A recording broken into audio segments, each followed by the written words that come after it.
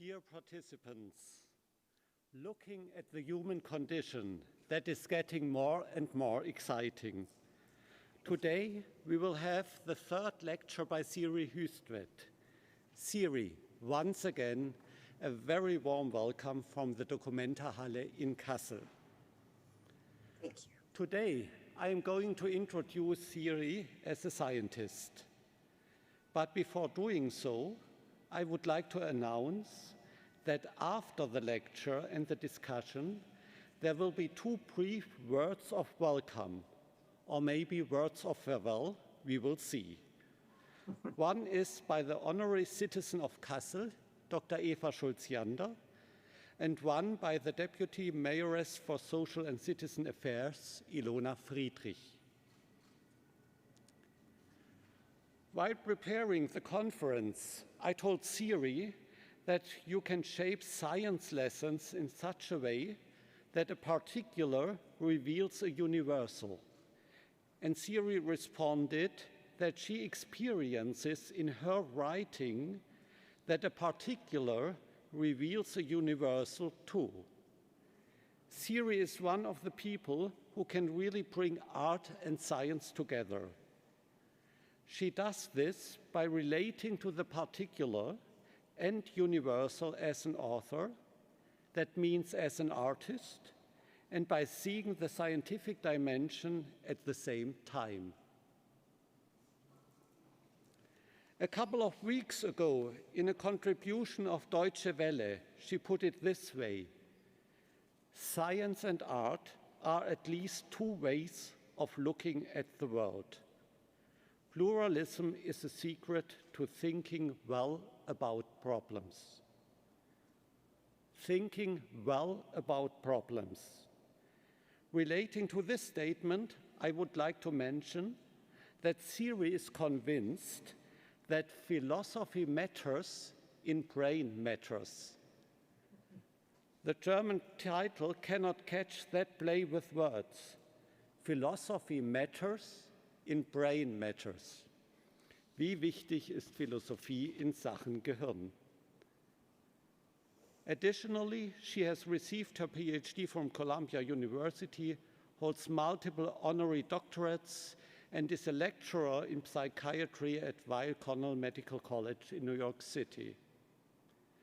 She was also active as a writer against Trump and therefore frequently present in the German media, and is now active as a writer for democratic action.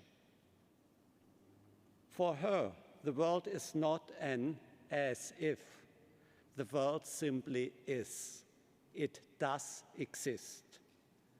And science has to cope with its immediate presence. Siri, we are looking forward to hearing your last lecture. Thank you so much yet again. I woke up this morning with a scratchy throat. So you might, I might have to pause. I'm prepared, but so far so good. The last turn that I want to make is about playing. The imagination escapes hard definition. Something flies in to mess up the conceptual borders we have neatly drawn around it.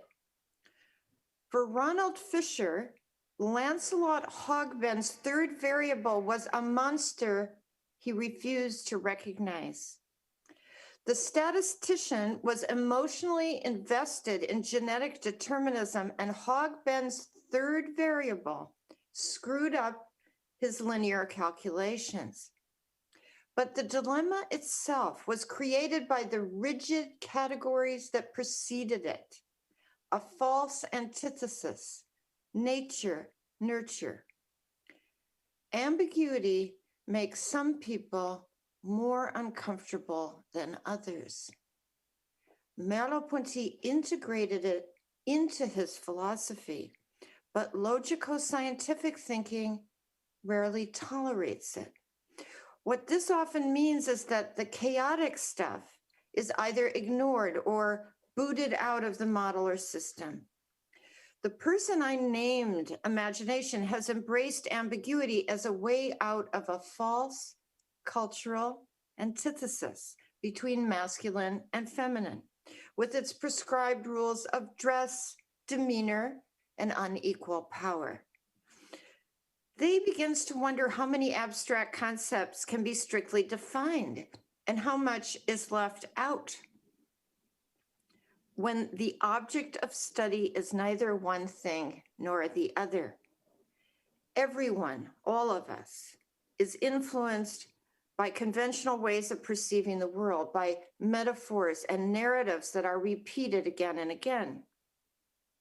How does a person see beyond the borders that have already been drawn? Can they be redrawn? For example, everywhere imagination turns, there is another advertisement about becoming a better, more desirable you if you buy this product. You will find your true self by shopping. But what is a true self? What is a self? They think about how people sell their supposedly true selves on Instagram and how they buy followers to do it. And yet, other people are online organizing for change, for greater equality. Equality is an Enlightenment idea. The Enlightenment, imagination thinks, was a complicated time with many ambiguities, but the idea that every life is worth as much as every other, that our bodies belong to ourselves and not to others, and cannot be bought and sold and ruined against our will, remains a radical thought, one that has never been realized. In the Ancien Régime and the French Revolution, the French historian and political theorist Alexis de Tocqueville wrote, quote, "Patiently endured so long as it seems beyond redress, a grievance comes to appear intolerable once the possibility of removing it appears. In other words, rebellion is impossible if one cannot imagine a way out of the present. Without the fantasy of another world, the status quo is all there is.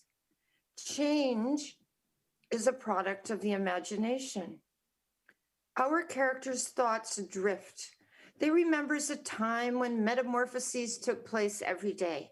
They remembers pretending a spoon was a person at the dinner table. Exciting games of an enchanted kingdom with their siblings and friends. They remembers leaping, climbing, breathlessness, an expanse of grass, and the oak tree with a crooked limb. Imagination remembers whispering to the tree as if it were a person. Children regularly transform their immediate worlds by pretending a twig is a sword, a tree branch a horse, or a box a house. I remember hours of play with my sisters inside and outside a cardboard box which had once contained a refrigerator. My father helped us drag it out onto the lawn outside my family house, and we furnished it with blankets and pillows and played designated parts. As people or animals, we were not. We assumed foreign voices and gestures. We girls turned ourselves into boys, bears, grown-ups, kings, queens, fairies, and during our play, a story that had been negotiated among us unfolded. No, I get to be the king. No, you're the princess. You're supposed to die, but I don't want to die. And on and on. We were stricken by floods, storms, bad guys, wars, and evil spells. We knew we were pretending, but our games were serious, had rules, and our excitement was real. I can still recall my pounding heart as I ran shrieking from an imaginary volcano. The content of our play was dependent on memory, on what we had learned from our everyday family life, but also from books we had read and movies and television shows we had seen, and something more vague, the general idea climate of our world and its notions of good and evil, poor and rich, and stock stories we had memorized. We rearranged our memories into games that suited us because they felt right. There were no castles or fortresses in Northfield, Minnesota, where I grew up. No one carried swords, but they entered our imaginative play nevertheless. What has to happen before a child can say, "Look, Mom, I'm the king"? It seems that she has to be able to imagine a king and imitate some version of royalty, then imagine herself from the outside as other people see her. But she also has to know her mother is in on the game and will observe not a king, but her child pretending to be a king. She has to imagine herself in her mother's position. How complicated is that? How much does it depend on symbols, on language? We are not born with the ability to play king. Human babies may be born with imitation skills, however, an automatic tendency to mimic the facial expressions of others, although this research remains controversial. In the 1990s, Italian scientists discovered mirror neurons in the brains of macaque monkeys, neurons that fire when a monkey performs an action, but also when another monkey simply watches the same action being performed. The work on mirror systems in the human brain has continued, and it too is fought over. But it seems clear that there is a reciprocal perception action loop at work between people, and that what Merleau-Ponty called intercorporeality has instantiation in our brains. What is indisputable is that the newborn person cannot fend for himself or he will die. We are not snakes or lizards who are born independent from birth onward. We develop slowly through continual interaction with those who care for us. After birth, the homeostatic stability of the fetus that was maintained in utero by the placenta in relation to the larger maternal system is taken over by the person or persons who are close to the newborn, who feed, hold, stroke, rock, talk, and sing to him. We are born into a motor, sensory, affective, social space and become ourselves through others. Entwinement is fundamental. Human beings may be fed and clothed, but if they aren't touched, held, spoken to, engaged, they fail to thrive and die or are forever stunted. I mean this literally, children stop growing. This seems to be what happened to J.M. Barrie, the author of Peter Pan. When the boy who became the writer, James, was 6 years old, his 13-year-old brother died in a skating accident. His mother became inconsolable, obsessed with her dead boy, and ignored her remaining child. In that wealthy Victorian family, the father had nothing to do with his children. Barrie's condition has a name, Psychogenic Dwarfism, and is caused by severe neglect that appears to inhibit growth hormone. Barrie never grew taller than 4 feet 10 inches, 1 meter 47. Neglect can also result in a host of psychiatric and cognitive ailments. In his novel, Barrie created a famous boy hero that many of us know, who never grows up. Like Mary Shelley, the author of Peter Pan translated feeling, wishes, and fears into words.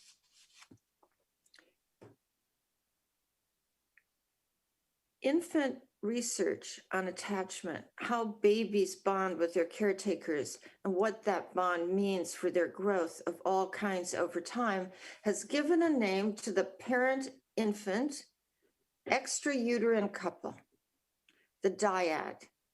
This usually means mother and baby, although there are now a few studies on father-baby dyads as well. And we know that there are families with two mothers and two fathers. And in many cultures, collective child raising is completely ordinary.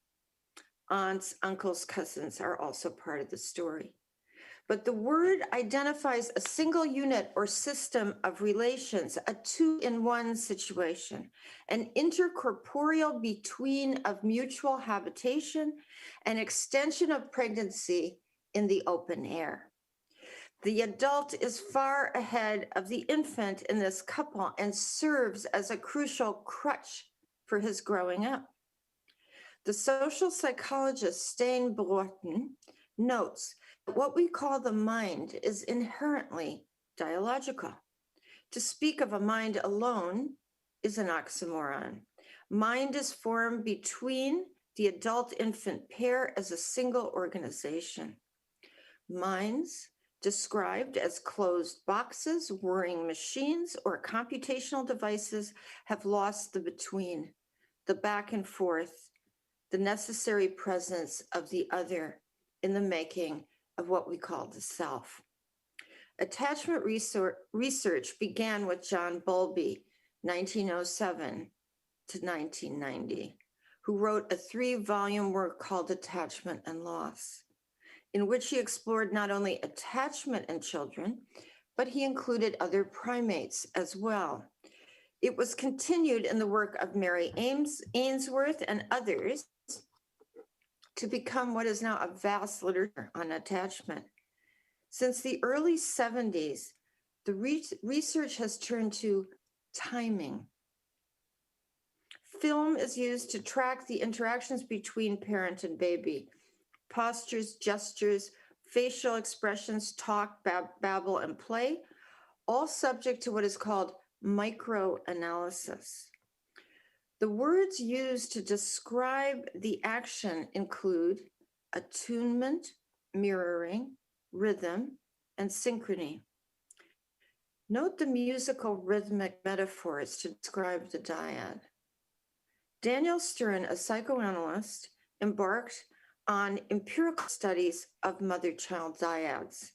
Stern was influenced by Suzanne Langer, who wrote a book about music called Philosophy in a New Key. She went on to write several more books in which she argued that all the arts create forms symbolic of human feeling. For Langer, a symbol is not limited to the logic of what she called discursive language. She argued that logico-scientific language could not encompass the rhythmic arcs of human desire, the motions of our inexpressible and often ambiguous feelings, the patterns and beats of our dynamic, organismic reality. In art, metaphors express what we find hard to articulate.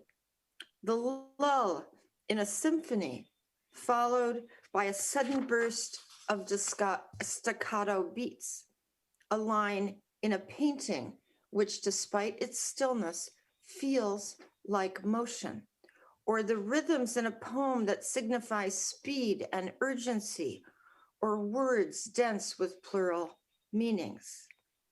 Emily Dickinson and Paul Celan made poems that create shifting emotional climates in their readers. Langer argues that art symbolizes dynamic, organismic states that escape conventional forms of logic.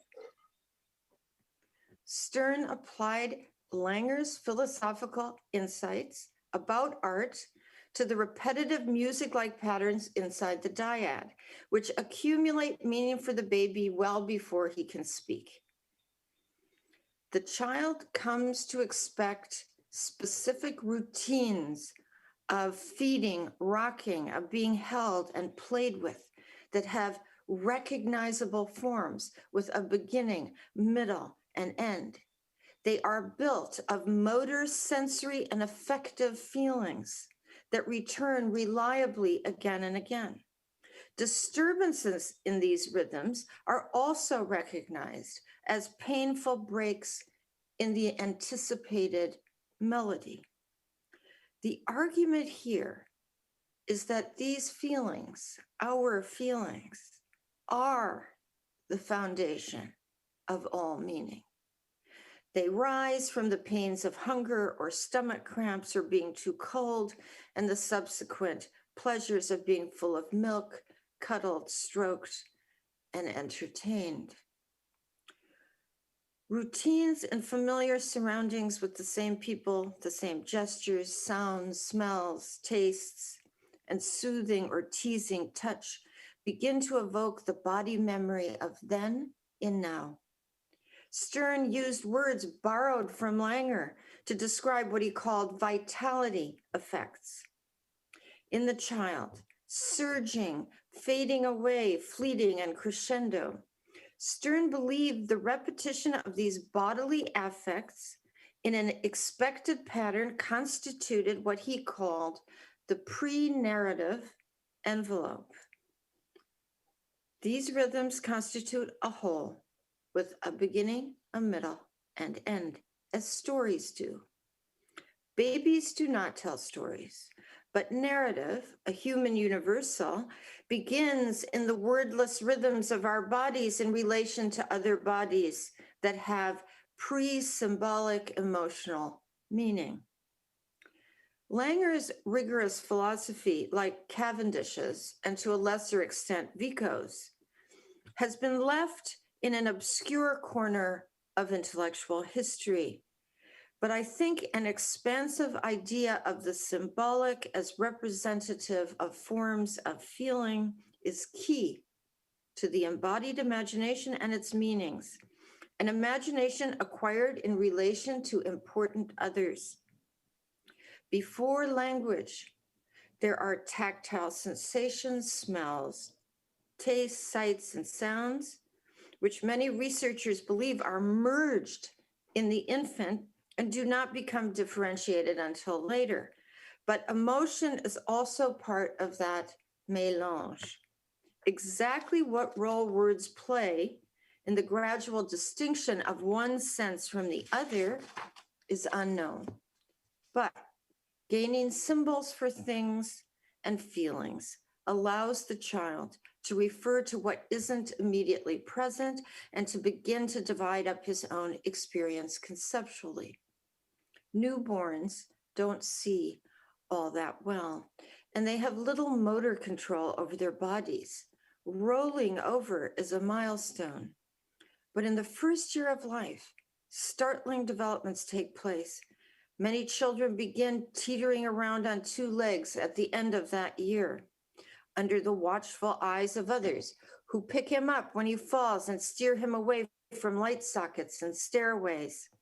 It is impossible to separate increasing motor skills from cognitive and emotional skills.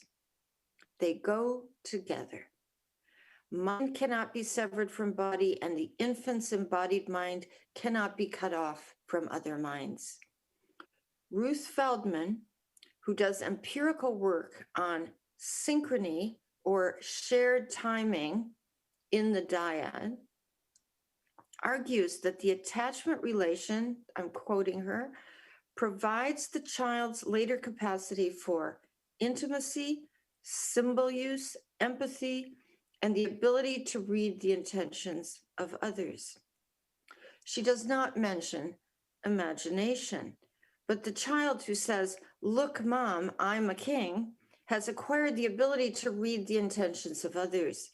Feldman also connects human attachment to the early bonds that are formed in all mammals. Do we share imagination with other animals, as Aristotle and Cavendish claimed? Or is it learned through our encounters with other people, as both Vico And Rousseau argued, there's no evidence that other animals may have phantasmata, mental imagery, that pigeons, for example, can perform mental rotation, imagining an object in different positions.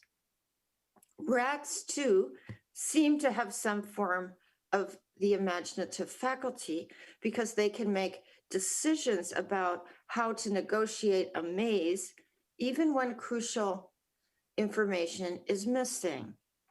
They use the memory of earlier experiences to imagine what is not there. Margaret Cavendish appears to have been right. Human beings have basked in their superiority over other animals in ways that are wholly unjustified. All mammals, especially young mammals, play. Scientists now confidently assert that birds, fish, and reptiles play too. But do they pretend?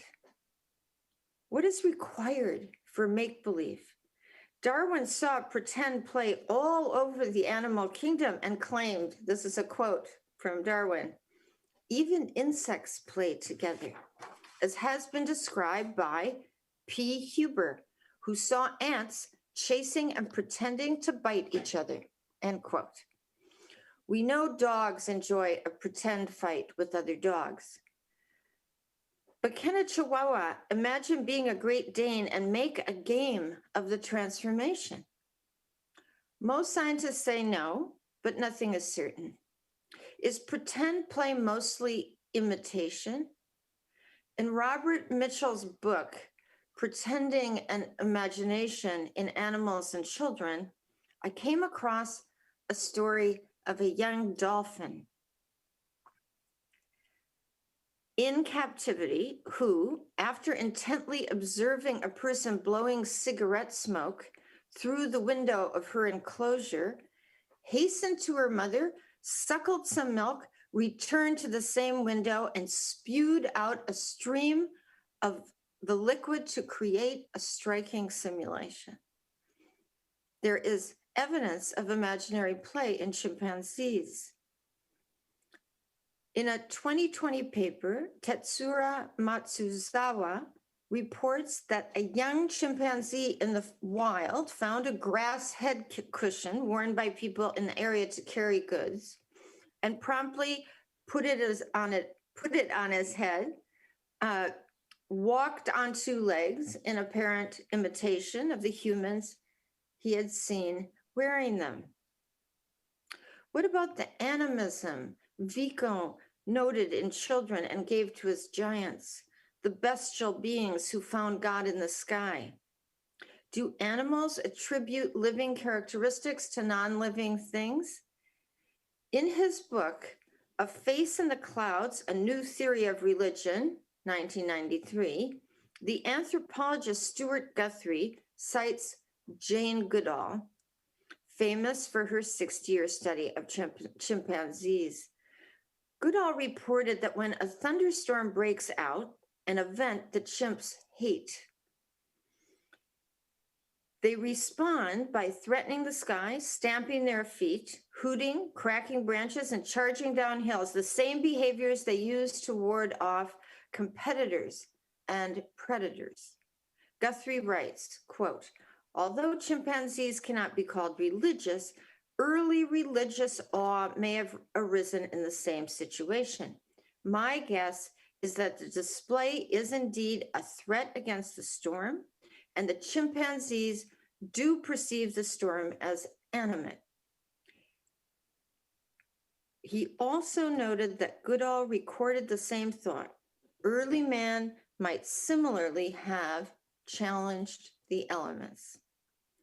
The young dolphin who blew milk smoke and the young chimp who paraded with his hat demonstrated forms of imitation play, sensing in their own bodies the capacity for mimicking the other, even though the other was differently embodied. The furious chimpanzees Goodall witnessed, like Vico's giants, were not playing. They may, however, have projected their own angry feelings onto the rumbling sky. Guthrie mentions Vico later in his book, but I couldn't help thinking that since the Italian philosopher was writing almost 250 years earlier, the author's claim that he had concocted a new theory of religion was a bit brazen. Pretend play involves the metaphorical transformation of one thing into another. The cardboard box becomes a castle inside the context of the game. Lev Vygotsky, 1896-1934, was a Russian developmental psychologist who died of tuberculosis when he was just 37, 2 years before Stalin banned his books. It was only after the dictator died in 1953 that his work slowly began to find its way into the wider world. Vygotsky was deeply interested in pretend play and its transformations. He defined play as make-believe, and like Mary Wollstonecraft, asserted that animals had no access to this kind of imagination. In answer to the question, why does a child play? Vygotsky wrote, play must always be understood as the imaginary, illusory realization of unrealizable desires, end quote. This is precisely what frightened Rousseau about the imagination. What to do with fantasies that had no way of being fulfilled. He left his poor fictional boy, Emile, to wander in the woods alone without a single friend except his tutor until he turned 12. Vygotsky's theory of play emphasizes the role of the social, cultural, and child development, but he did not configure the infant as a lump of clay that can be molded into any form by a good teacher or a corrupt society either, a Rousseauian idea to which Soviet Marxism was prone. In the 1920s, Russian geneticists hoped to use their knowledge to breed plants well and eradicate hunger. Despite their efforts, in the 1930s, the forced collectivization of farms resulted in massive famine. A Soviet biologist, Trofim Lysenko, was convinced plants could be educated, that under the right conditions, wheat could be turned into rye, that orange trees could be grown in Siberia. Lysenko gained Stalin's support and his ideas were put to work. Dissenting biologists were purged and massive crop failures resulted. Soviet propaganda, however, advertised great success. Like Donald Trump, Stalin turned every failure into a triumph. He lied. Genetic determinists like Fisher were aware that environmental factors played a role in plant growth. What Fisher chose to ignore was the Mingo influence. Vygotsky acknowledged genetic predispositions and species attributes of the human being, which he called elementary functions. Higher functions, he argued, are mediated through others and the idea climate in which a child lives. Becoming is made between a child and the mature persons in his life who are steeped in cultural attitudes, in rules, morality, myths, and conventions like table manners. Make-believe is an avenue to higher functions because a thought about a spoon as person is split from the real object and its ordinary function as a utensil. My sisters and I knew we were playing in a cardboard box, but the overall game transformed it into a castle. What role, if any, does mental imagery have in this kind of play? No child is deluded about what she sees. It would be terrifying if a physical transformation actually happened.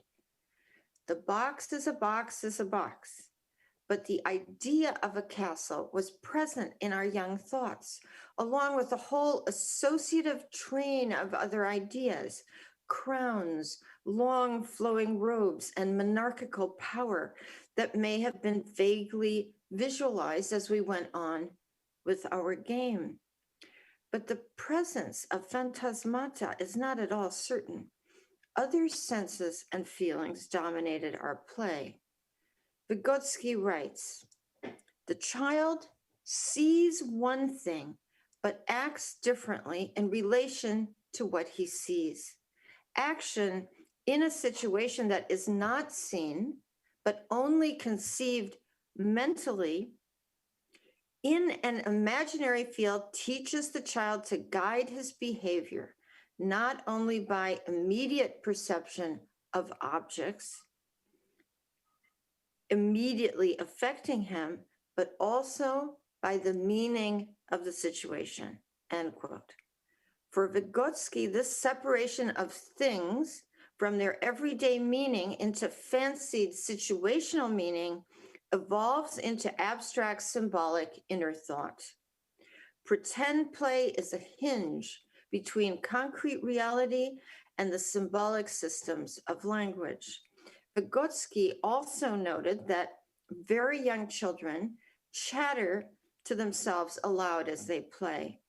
Speech begins outside with other speakers and only later becomes inner private speech. The voice I call the internal narrator originates in the early proto-dialogues before dialogue of the dyad.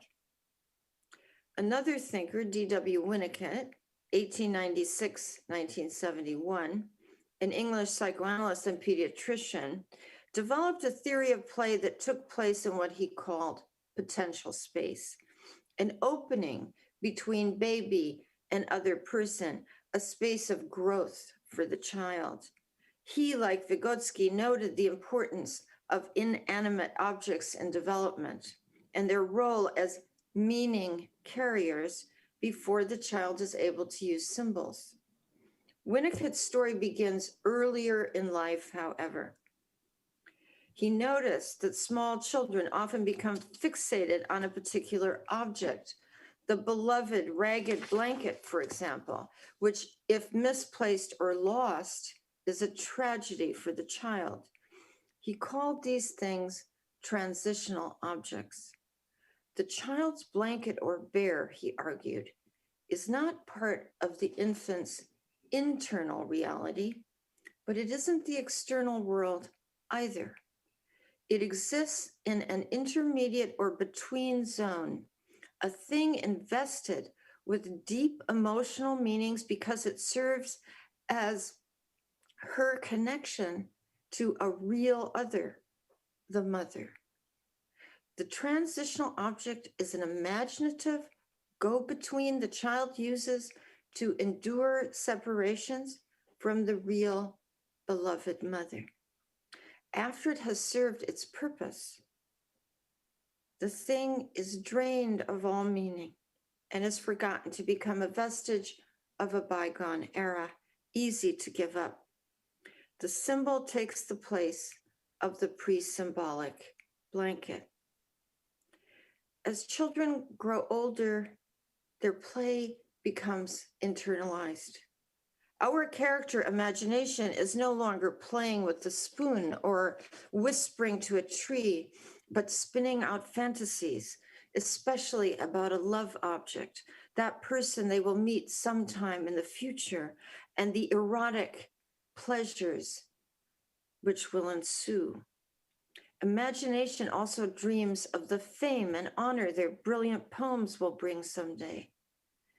This is the point Sigmund Freud made in his essay, Creative Writers and Daydreaming. Although it looks as if children give up playing, Freud writes, quote, what appears to be a renunciation is really the formation of a substitute or surrogate. In the same way, the growing child gives up nothing but the link with real objects. Instead of playing, he now fantasizes. He builds castles in the air and creates what are called daydreams, end quote. Adolescents may throw away the refrigerator box as a vehicle of transformation. What Vygotsky calls a pivot, a real object, box, spoon, stick that acts as a vehicle for transformation, but they retain the pleasure of meaningful invention and potential space. That drift of words, images, feelings, and play we call daydreams. Vygotsky read Freud, absorbed his influence, elaborated upon it, and wrote an essay called Imagination and Creativity in the Adolescent. He begins the essay by relating a story Ernst Cassirer reported about a neurological patient who could repeat phrases only if they matched his own concrete sensory experience. For example, if the sun was shining outside, he could easily repeat the phrase, "It's a sunny day." But if a thunderstorm threatened, he was unable to get the words out of his mouth.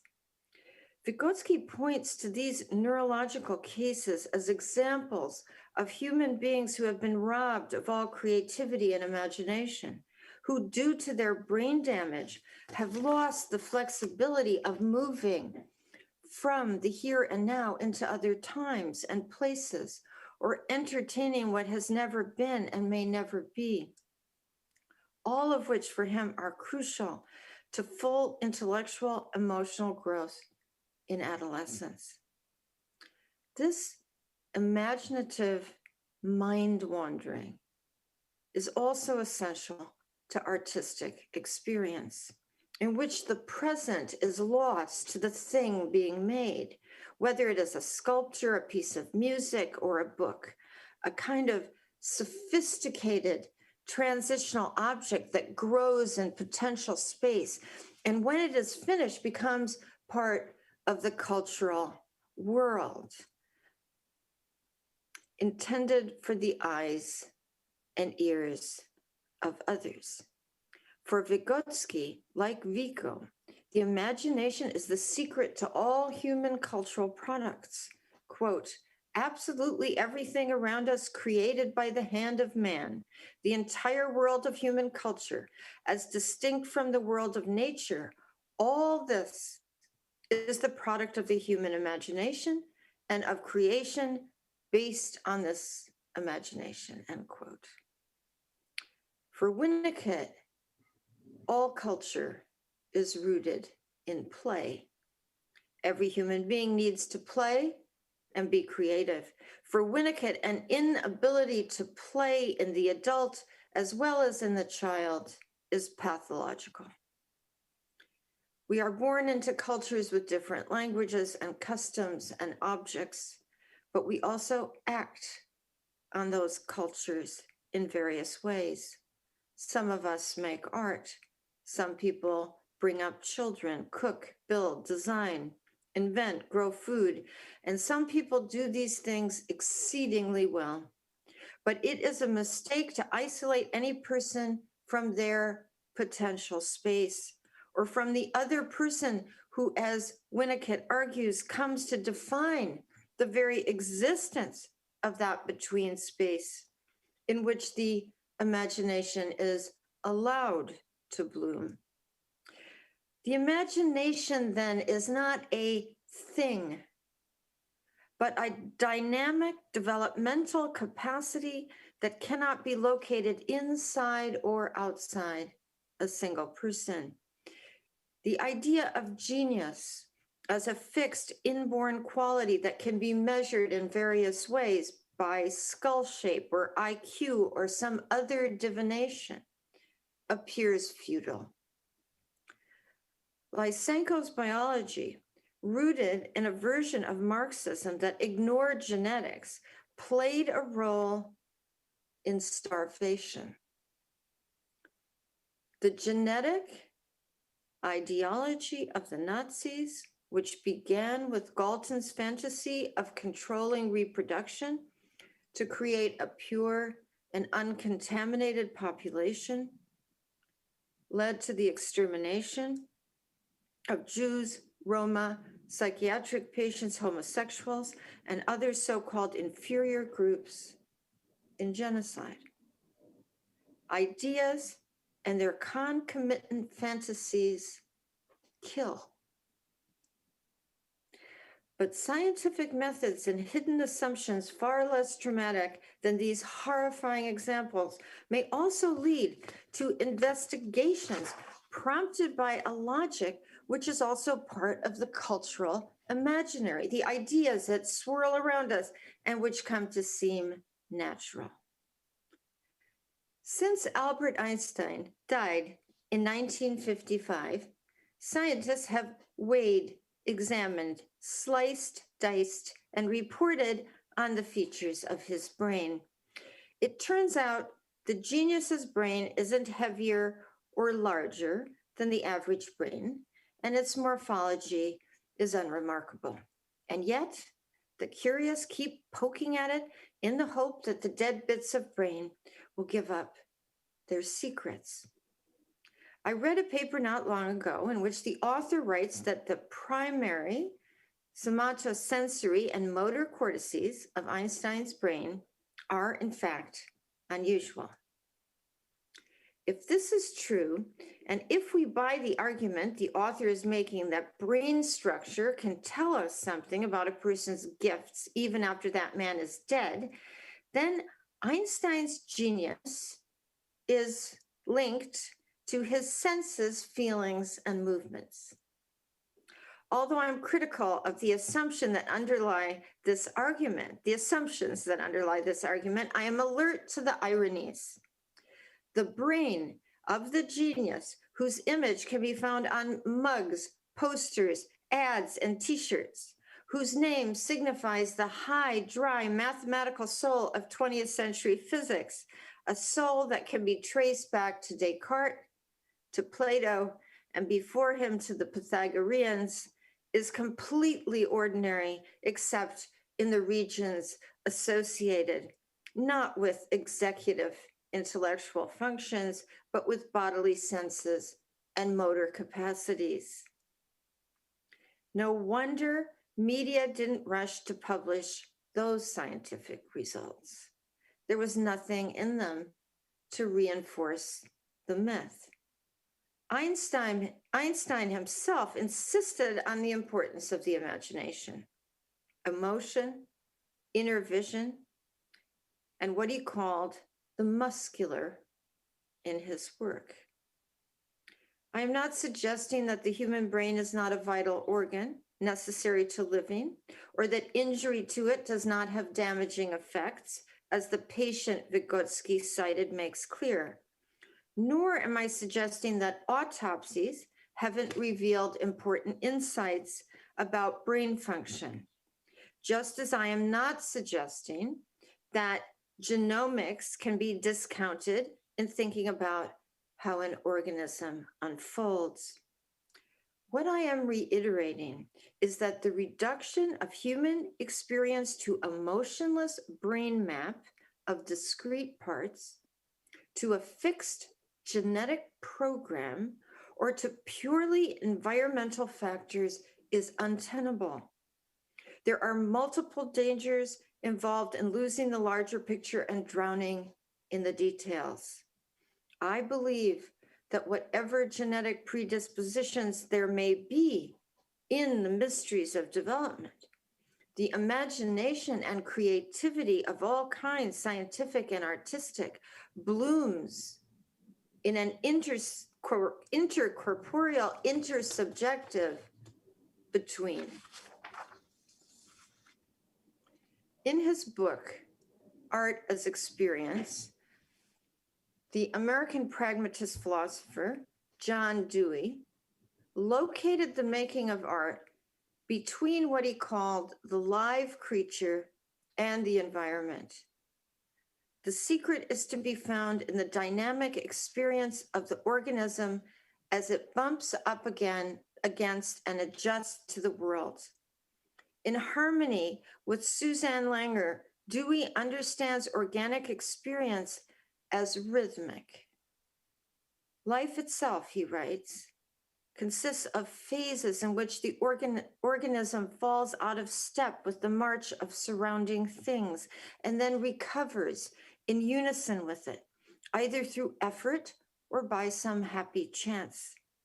And in growing life, the recovery is never mere return to a prior state, for it is enriched by the state of disparity and resistance through which it has successfully passed, end quote. In other words, there is a push and pull to being alive. Every living creature encounters obstacles and has to adjust. But through those ongoing adjustments, it both learns and changes. Dewey defined an experience as an event that sticks out from the humdrum flow of life. He uses the example of an extraordinary meal you never forget. Like Stern's narrative envelope, Dewey's experience has a rhythmic shape, a beginning, middle, and end. And it is from an experience the artist creates a discrete form, a thing made from the whole of herself, feeling, sensation, intellect, indivisibly combined. Think of a potter at her wheel. She throws her medium, the clay, onto the turning wheel, and then with her hands working steadily, creates a bowl. Her inner vision of what she wants to make an imagined thing combines with her knowledge of ancient and modern ceramics, her motor skills refined by years of practice, her instrument, the wheel, that has become an extension of her own body, the resistance of the spinning clay she controls with singular concentration, the angle of sunlight that comes through her studio window with highlights, which highlights the spinning form and influences her grip on it, and the varying emotions and thoughts she has as she works that guide her deft fingers. The creative object, the bowl, is made through the push and pull of the many forces involved. Dewey's art object, like Winnicott's transitional object, like Stern's pre-narrative envelope, is created in the between. The thing is born of the third variable of a false duality, person and environment. Great art, Dewey writes, quote, signifies complete interpenetration of self and the world of objects and events.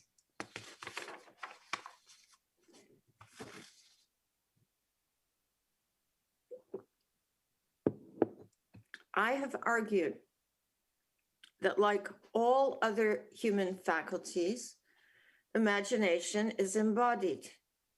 This, as it turns out, is as old as Western philosophy itself, in which versions of the imagination have always been bound to the body and its senses, which has often been denigrated through their association with nature and femininity. Reason is the faculty that has been cut off and allowed to float free of the body, or act as the commanding officer that beats down the excesses of imagination and disciplines it into shape. This is the hierarchy Margaret Cavendish resisted. Quote, if nature be material, as it cannot be proved otherwise, sense and reason are material also, and therefore we need not introduce an incorporeal mind or intellect, end quote. What remains murky is whether our perceptions themselves are steeped in the imaginary, what I have called the idea climate, and others have named the social or cultural imaginary. In different ways, both Hume and Kant assigned a role to the imagination in shaping perception itself, the faculty that allows us to create a coherent world. Neither of them believed human beings actually penetrate reality, things in themselves. Merleau-Ponty went back and forth about the problem. He once referred to the imaginary texture of the real. But he also maintained that we know when we are looking at the dog named Fred and when we are remembering or fantasizing about Fred. Mary Shelley may have first encountered her creature in a waking dream, but she knew she was writing a fiction when she embarked on Frankenstein. Many contemporary scientists no longer understand perception as the passive reception of a veridical or real world out there, but rather as a creative act. We perceive the world through expectations made from our past experiences that rely on categories we have inherited, a combination of our species being and our particular culture. How imaginative is perception? We all have a retinal blind spot in our vision that should blot out part of what we see, but doesn't. Is it filled by imagination? This is a vast and controversial subject, but I'm wondering about different forms of fiction that become real through habit and shape our perception of the world. Think of the imaginary psychological traits Linnaeus imported into his taxonomy and assigned to Africans, Asians, Europeans, and indigenous Americans. And think of Lysenko's Stalinist biology. How do we frame the fantasies that fueled Francis Galton's chapter in Hereditary Genius, which is called The Comparative Worth of Different Races, in which we discover that the best and biggest brains are lodged in the skulls of white men in the British Isles?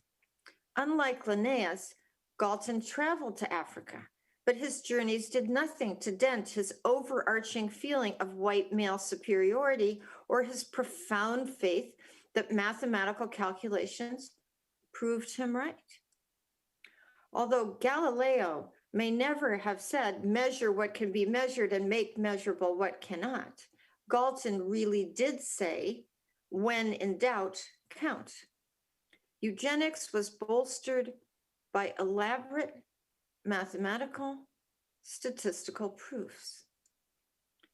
For Cornelius Castoriadis, a Greek-French philosopher, psychoanalyst, and political theorist who died in 1997, the social imaginary is a horizon of collective shared meanings in a given society that has been forged by people in history.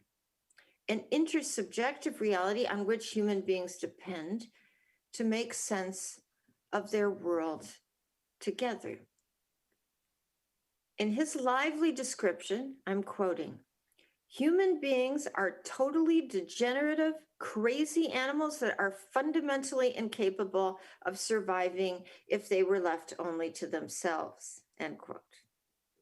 The social imaginary includes myths, customs, conventions, institutions, language, and cultural objects.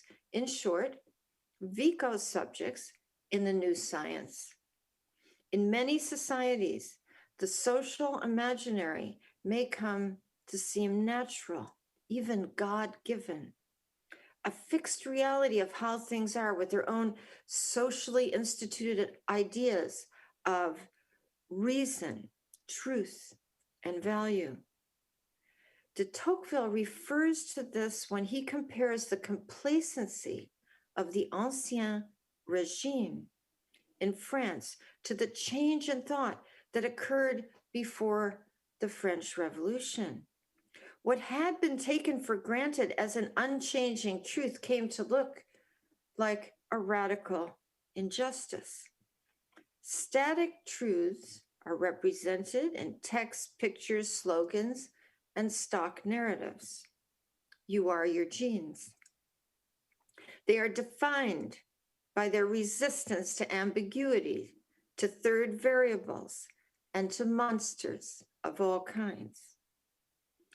No one should find it strange that many of those who find themselves at the top of a society, people such as Sir Francis Galton, who was knighted by the Queen and awarded many scientific prizes in his lifetime, would argue that by dint of their big brains, Adam's apples, or pale skin, deserve to be where they are.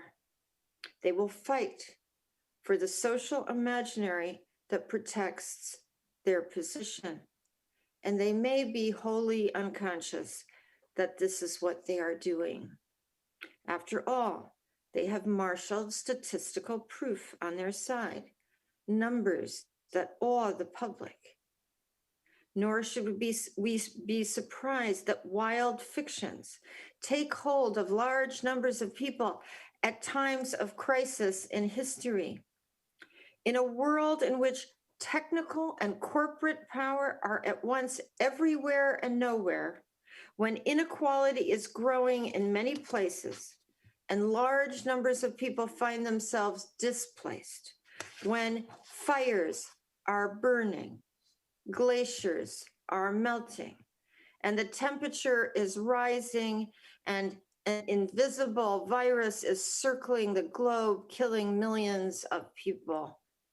Theories about a secret cabal of cannibalistic monsters, female, Black, Jewish, or just foreign, rise up to fill in the blanks.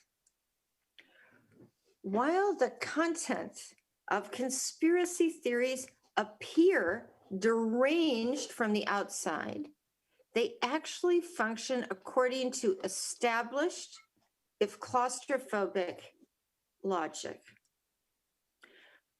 Elaborate patterns are uncovered and then yoked together to create a coherent narrative.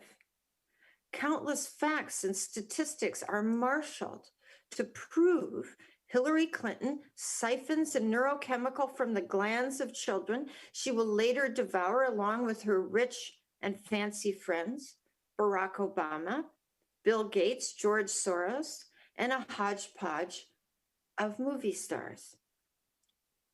Conspiracy theories are social imaginaries within a larger social imaginary that reinforce the fixed categories of good and evil, pure and impure. The mistake is to discount them as aberrations, the unhinged hallucinations of crazy people who can be exiled from the rest of us who are calm, sane, and driven by facts.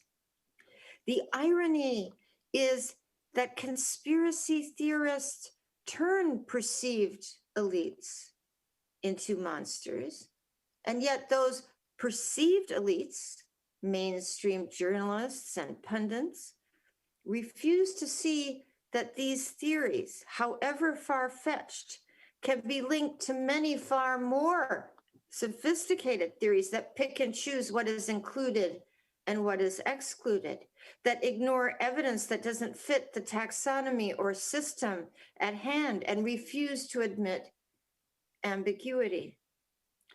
The viral conspiracy theories that are now also circling the globe, taking on various narrative twists depending on the culture involved, explicate amorphous feelings of unease, distrust, anger, and impotence.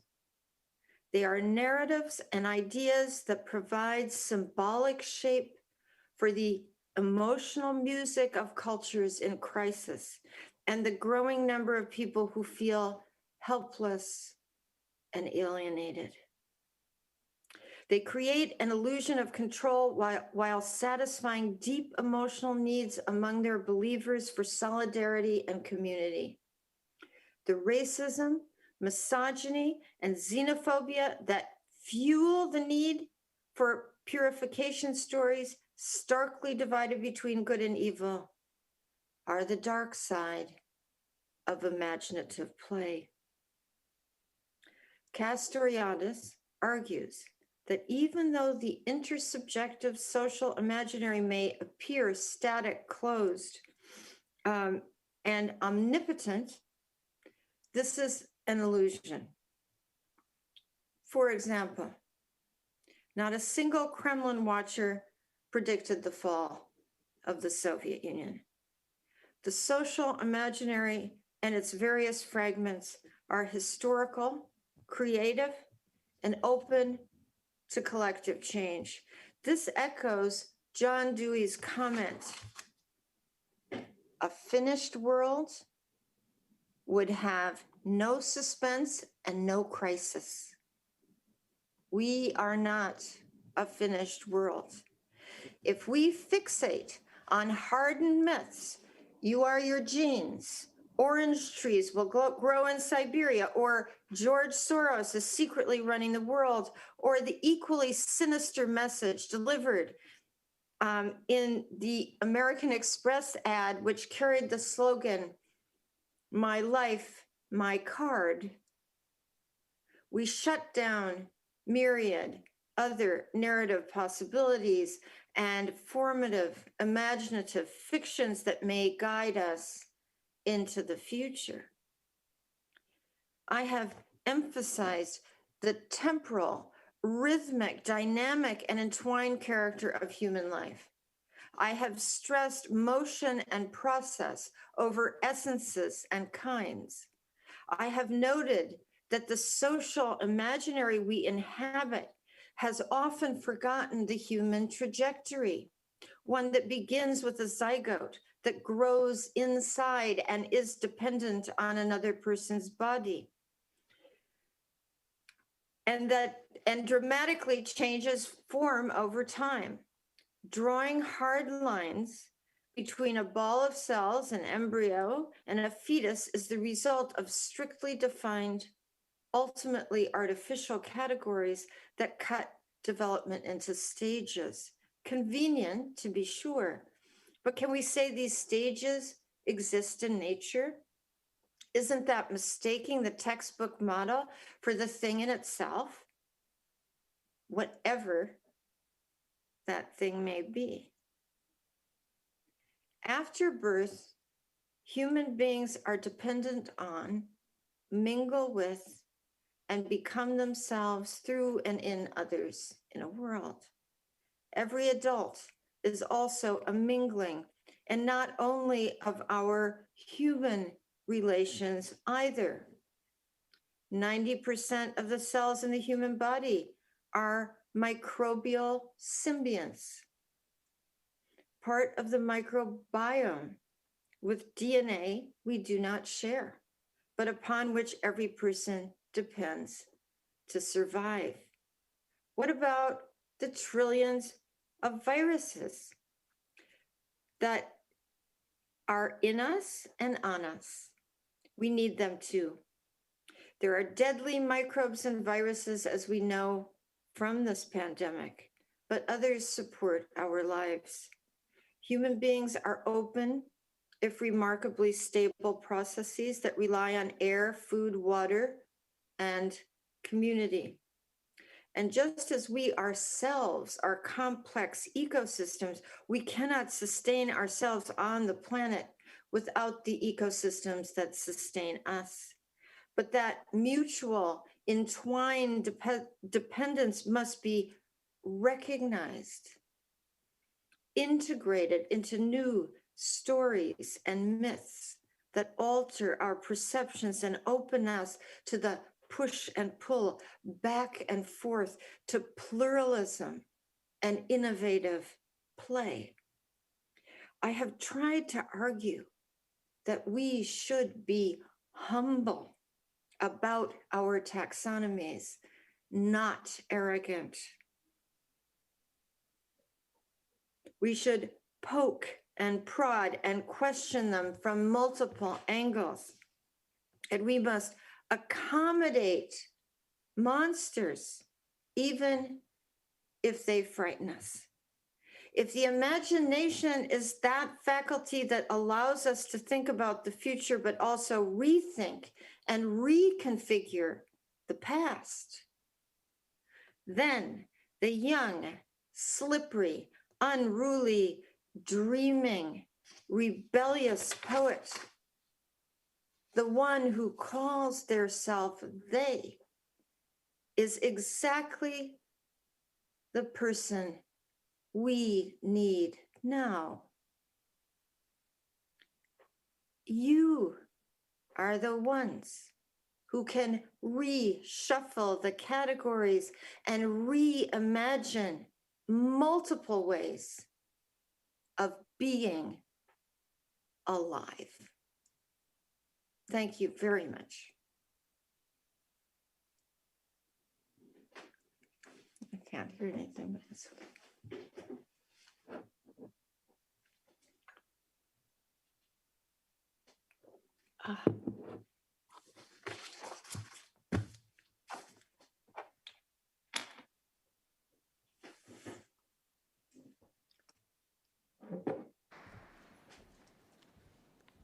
Thank you so much, Siri.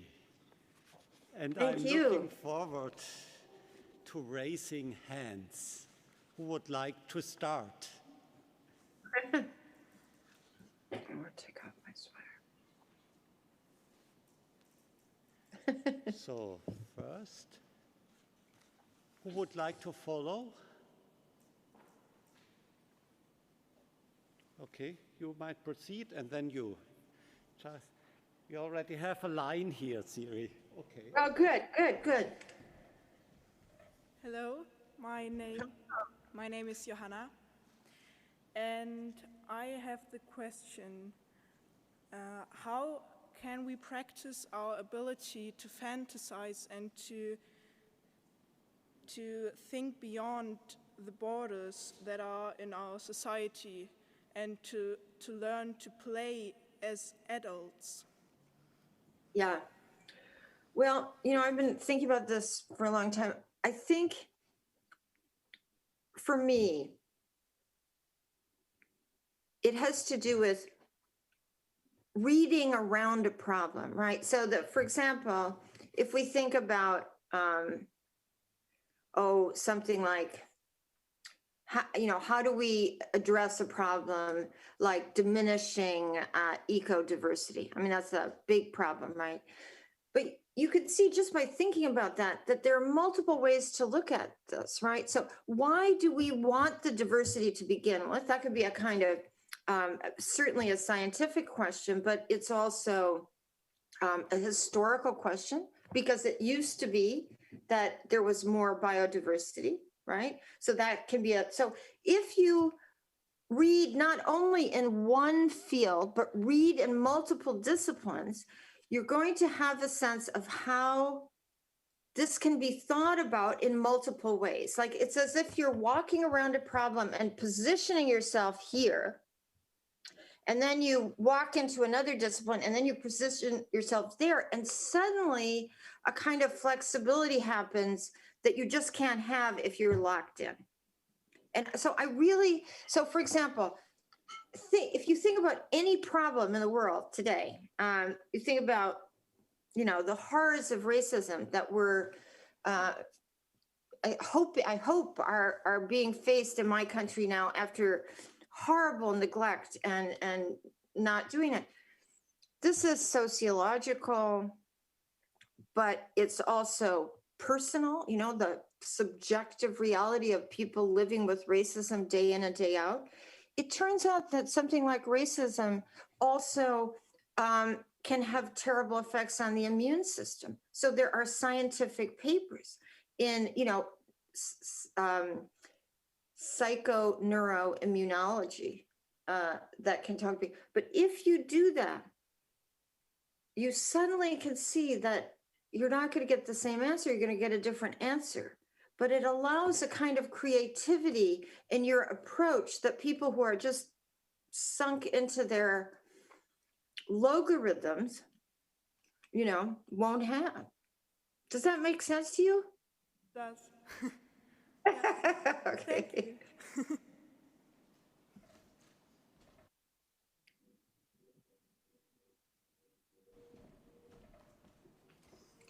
Hello Siri, my name is Afeni, and I would like to hear your option on never growing up, because if I remember well, Neverland is a place to escape growing up, and I would like to hear your option on that topic.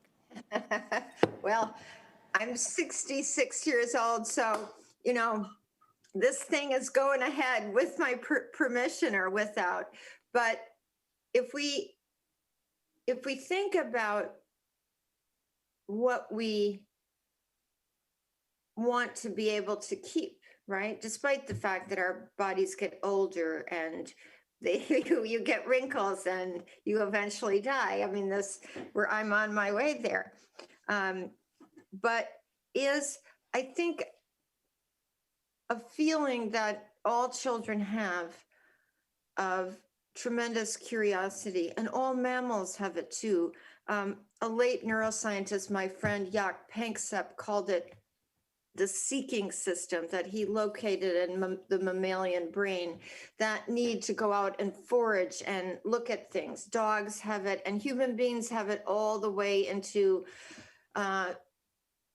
elaborate intellectual forms of curiosity. I do see people, my age and even much younger, who have kind of shut down that capacity for exploration, for foraging, for playing, for enjoying that kind of inquisitive play. So that, I think we can hold on to that for an entire lifetime. Okay, thank you. One way of being Peter Pan. The other thing, not growing. That's not going to work. Hello, my name is Paula, and you talked a lot about imagination. And would you agree that, collective imagination is basically the basis for our society as it works? So, I don't know, if you think of money, for example, it only works as it does because we all think it has some worth. Otherwise, it would just be some random paper. Would you say our society would work without imagination, or how it would work? Right. So this is it's something I've thought about actually for a long time. And I remember I think I was 17, and I somehow ended up with a cousin of mine in the back seat with some guy working in finance. Don't ask me how this happened, but I remember I started talking to him and I said, well, look, everything you do just is running on this fiction, which is exactly what you're saying, right? It's a consensus, a consensual fiction that we agree that this paper can, buy you real things. You're absolutely right. So the shared collective reality precedes, I think, any kind of private imagining, but that might come very quickly. I mean, it really depends on how you want to construe what the newborn is, right? So people argue now that the newborn is not nearly as primitive and undifferentiated from the environment or from other people as we once thought. There's really pretty strong evidence for that. But what is the child? Is the newborn seeing discrete images in its head, phantasmata? I don't think so. I think this develops, right, over time. What are the dreams? What are newborn dreams? What is a fetus's dreams? We don't really know, but I think that Vygotsky is intelligent in the sense that he says there are all these higher functions, and without other people, without a between, you can't you can't do it. Now, is there room for what we think of as the private fictional imagination, right? The artist. I mean, I mentioned the pottery, the woman at the wheel. Yes, there is. Now, is that potter's imagination fed by the culture? Of course it is. But it's what Vico called ingenio, ingenuity. There are some works of art that just startle us because somehow that communion between the single artist and the world has created an ingenious and wonderful new thing that we like to look at. So there's this tug of war between, you know, human autonomy and our collective selves, right? And the fact that we eventually gain this ability to leave the here and now and imagine ourselves elsewhere, but our bodies are still firmly located somewhere all the time. That's another ambiguity. And treating those ambiguities with some sophistication, I think, is what the challenge is. Does that make sense? Yeah, thank you. You're welcome. You're welcome.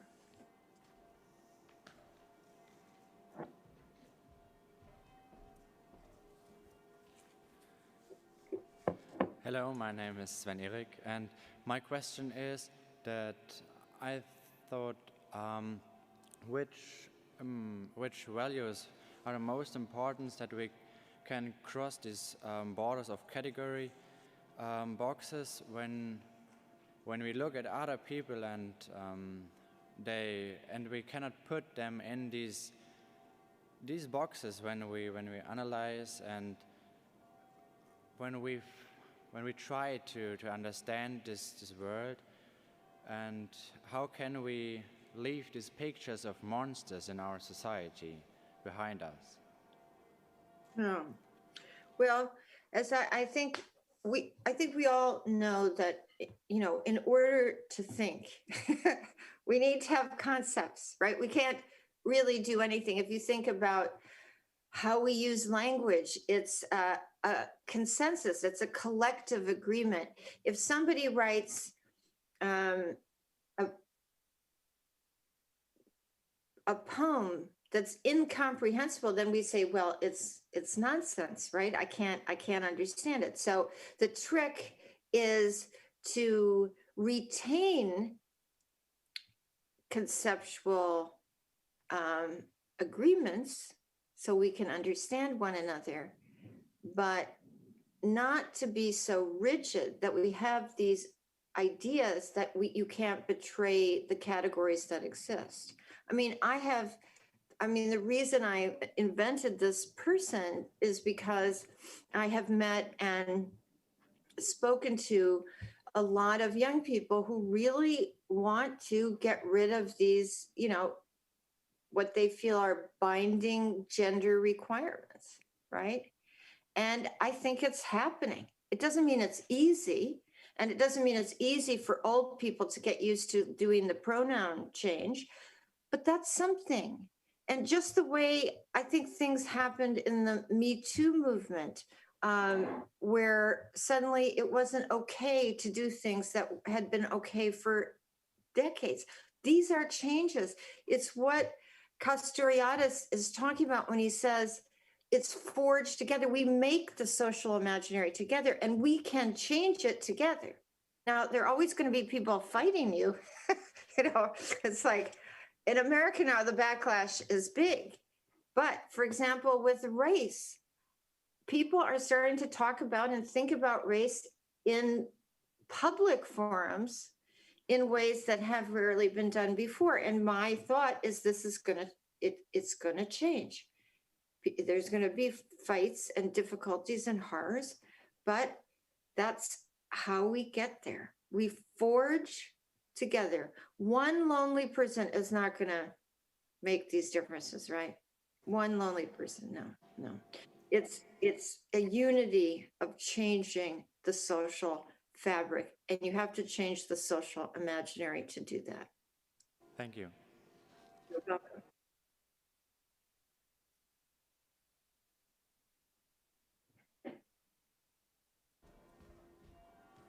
Hello, my Hello. name is Vera. It was a great honor to meet you, so thank you a lot to be here with us. I would like to ask a question about your books. I have noticed that you have a few pictures or topics. They come again and again in different or several books. So, for example, these little boxes or cubes with the figures or puppets inside. So can you say something about the relationship between your books? That would be... So are you asking me about the drawings that appear in the books? In 2 books, I have drawings. Are you asking me Yeah. about the drawings? Yeah? Yeah. Good. I'm so glad you're asking me that because mostly nobody ever asked me about that.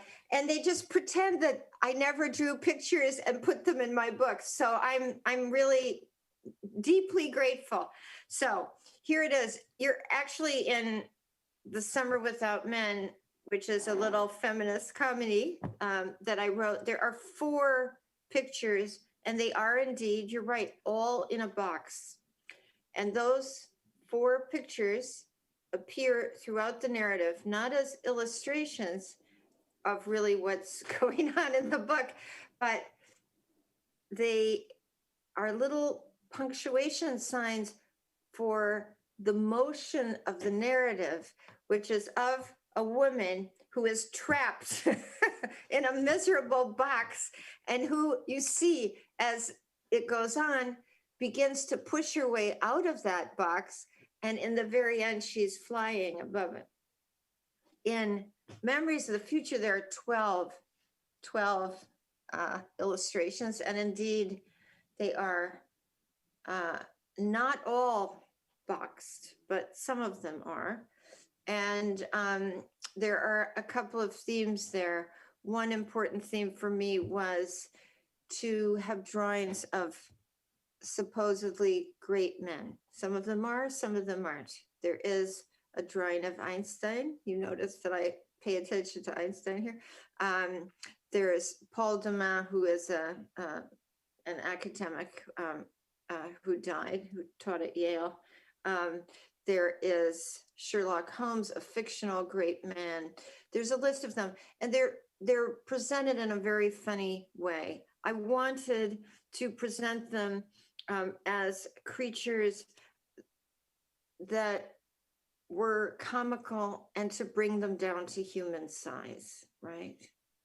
The hero, the great hero, is actually also has a sort of comedic and human size.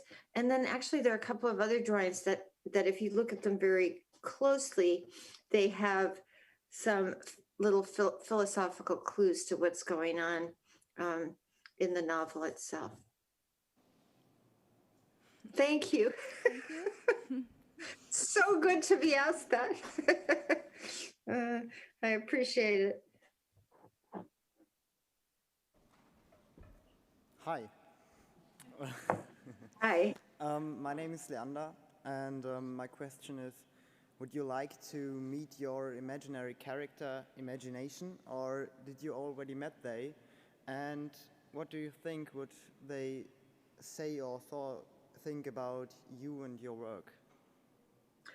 Well, you know, if I was, of course, if I was going to put them into one of my novels, then I would have to spend a great deal of time filling out exactly what I said early on, which is that I'm leaving that up to your imaginations. You know, actually, from the very beginning of my published work, I have been interested in what would now be called gender fluidity, what was at the time, you know, so this goes way back. I had a poem that was published, my first poem published in the Paris Review was called Hermaphroditic Parallel. So this is about, you know, the hermaphrodite, which is now called intersex, 2 sexes, you know, in one, or an ambiguous male-female connection. And also I've had cross-dressing people in my novels. I've had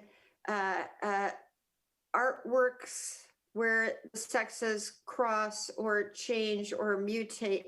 So actually, this is a very old theme for me, and coming up with a character who does not want to obey the strictures of, you know, male and female in the culture is an old theme. My first novel also, I have a female character, but she spends a good part of the novel dressed as a man and posing as a man. So old. Old, and I think liberating, yeah.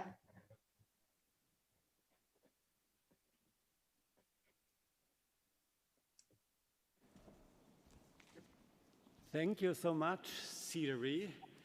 And before we are going to continue, I think we should close the discussion, and thank you so much.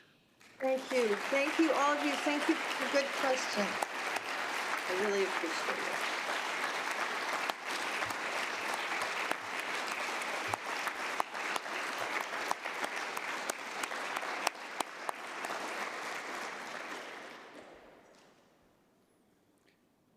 Dear participants, the Youth Symposium on the Human Condition as an online event will end soon.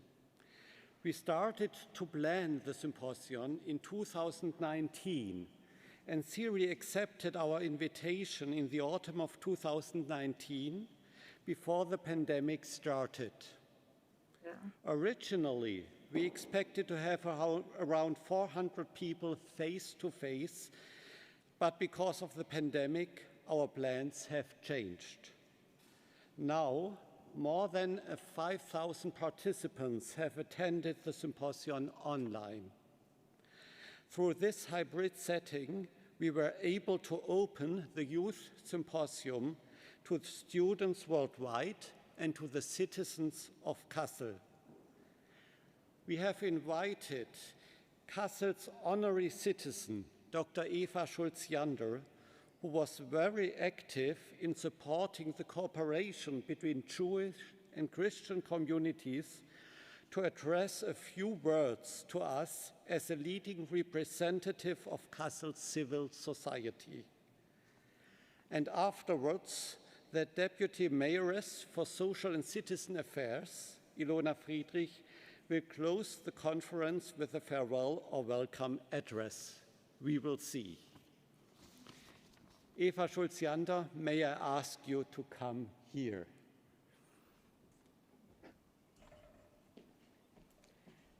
Thank you, Dr. Sommer, and I come gladly. It's over. We can hardly believe it. But I must address all of us. Dear Siri, here I see you here now. Dear Siri, Hustvedt, dear Ilona Friedrich, first woman ever as a deputy mayor of Kassel. Dear Professor Sommer, dear participants worldwide, we are really united. Greetings to all of you on this afternoon. For 3 days, we've been united, thanks to modern technology, to listen to a series of impressive lectures on Conditio Humana. This is the 24th Youth Symposium held in Kassel. Since 2009, the Freie Waldorfschule, the Rudolf Steiner School, under the amazing leadership of Professor Sommer, has organized youth symposia twice a year, focusing on pressing issues of the day. These yearly events have enriched the city of Kassel, its intellectual climate, and have become part of the city's cultural program. Not quite the documenta, but almost. At least more often. And, Siri, what you need to know is that Kassel is a city of strong women.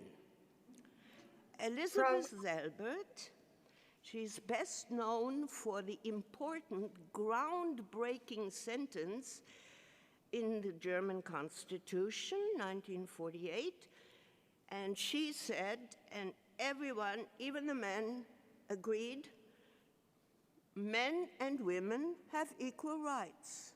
Men und Frauen sind gleichberechtigt. So simple, but ignored for so many centuries. She came from Kassel.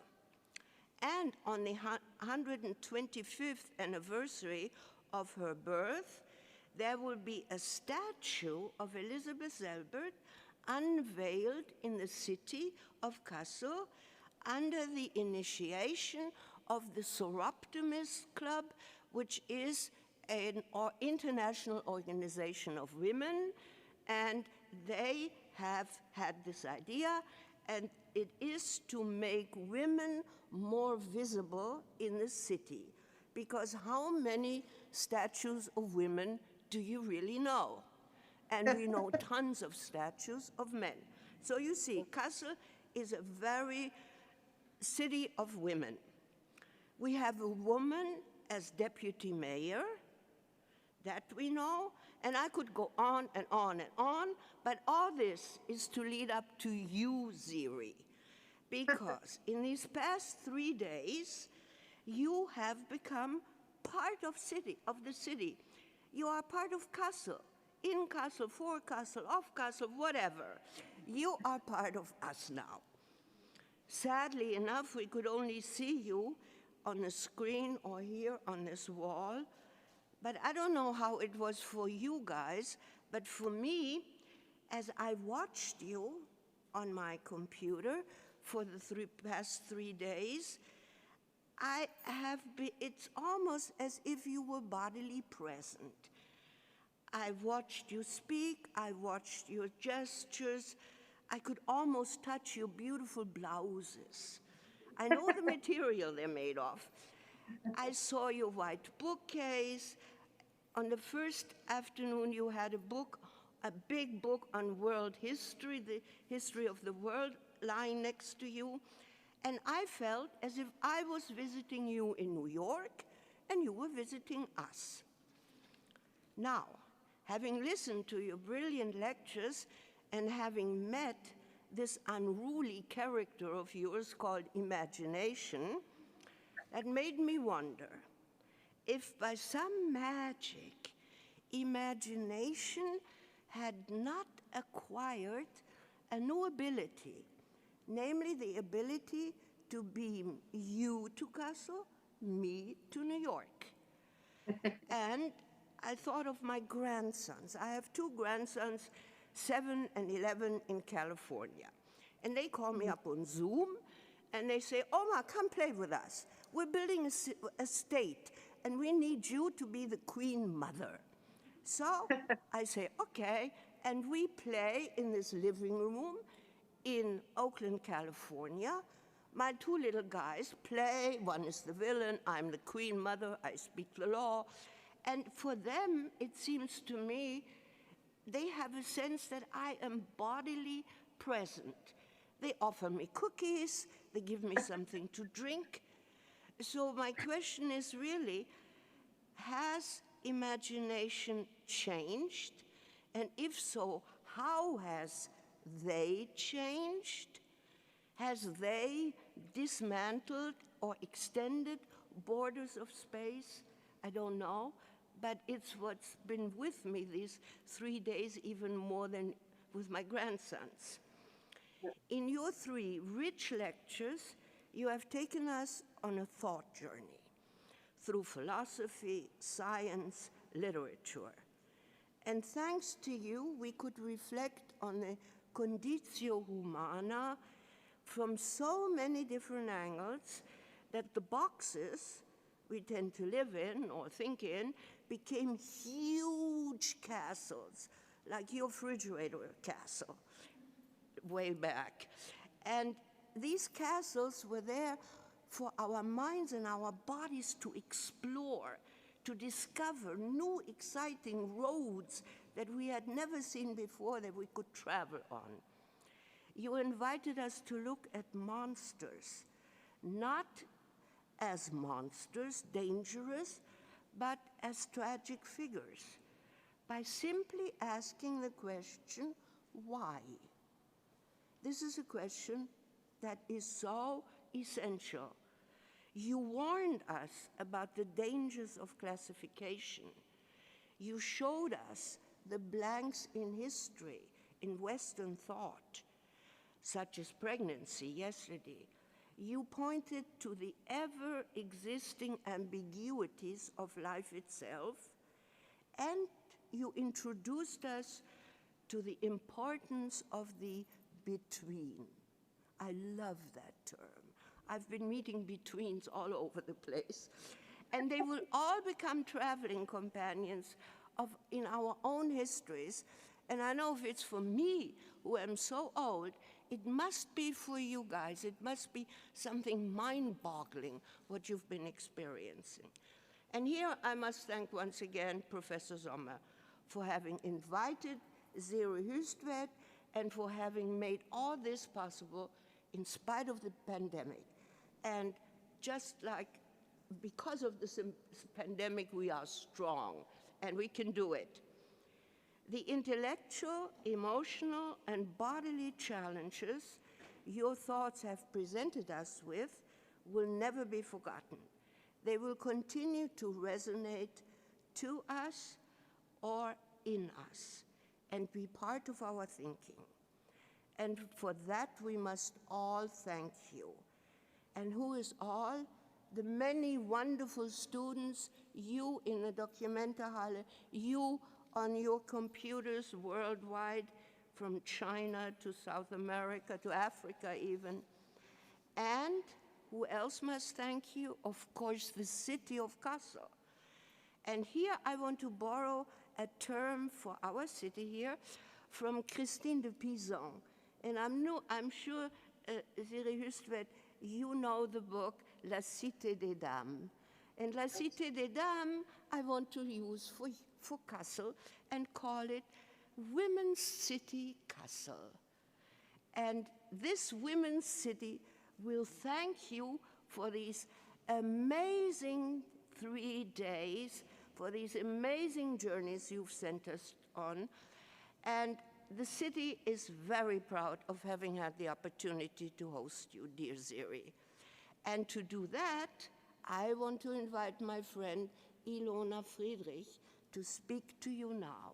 Thank you. I'm so happy I met you in New York.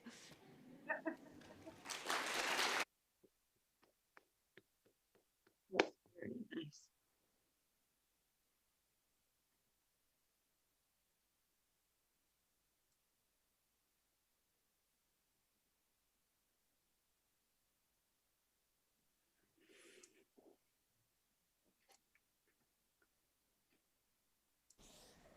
Thank you, Eva, for Women's City. Yeah, dear young people, dear Siri Hustvedt, dear Eva, dear Professor Dr. Sommer, dear organizational team of the Kassel Youth Symposium. I'm very pleased to welcome you here at the Dokumentarhalle in Kassel. And our today's event is also virtually expanded from San Francisco via Beijing to New York City. I'm also happy to convey my best wishes and greetings in the name of the city of Kassel. I am particularly pleased to see Siri Hustvedt, whose impressive lecture I just followed. Thank you very much for enriching the Youth Symposium with your speech. Dear guests, I'm with all my heart the Deputy Mayoress of Kassel, a dynamic and diverse city in which I'm responsible for all civil and social affairs. I am also particularly important, it is also particularly important to me that strong women like Eva become visible and that we appreciate their achievements. We did this last year when Dr. Eva Schulz-Jander was made an honorary citizen of our city. We can also proudly thank Dr. Elisabeth Selbert. She was one of the mothers of the Constitution of '49, through whose courageous approach, against much opposition, she finally introduced the principle of gender equality in Article 3 of the German Constitution. Also, for you, Siri, democratic values and respect are very important and impressive. We could read that in your essay published in the Spiegel at the beginning of this year. You campaigned for democracy, knowing the power of words and rhetoric. I feel these life stories fit perfectly into this series of events at the Kassel Youth Symposia. I am proud, very proud and happy to see many young people here who are engaged in this issue. We all look back on a year of the pandemic worldwide. We hope that we can return more and more to the old normal. Dear Siri, in the name of the city of Kassel and personally, I would like to invite you to visit Kassel and to sign our municipal guest book of the city of Kassel. Next year, the Documenta will take place again in Kassel, the worldwide most important exhibition for contemporary art. Kassel is always worth a visit, not just for the Documenta 15 in 2022, or to visit the Bergpark Wilhelmshöhe, which has been declared a World Heritage Site by UNESCO. Yes, a warm invitation to you. Thank you very much to all of you. Stay safe and best wishes to all of you. Thank you.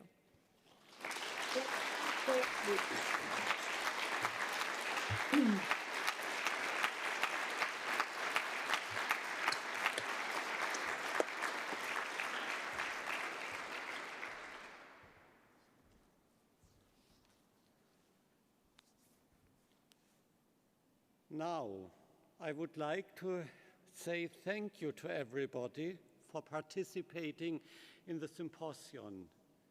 For the people participating online, the conference closes now.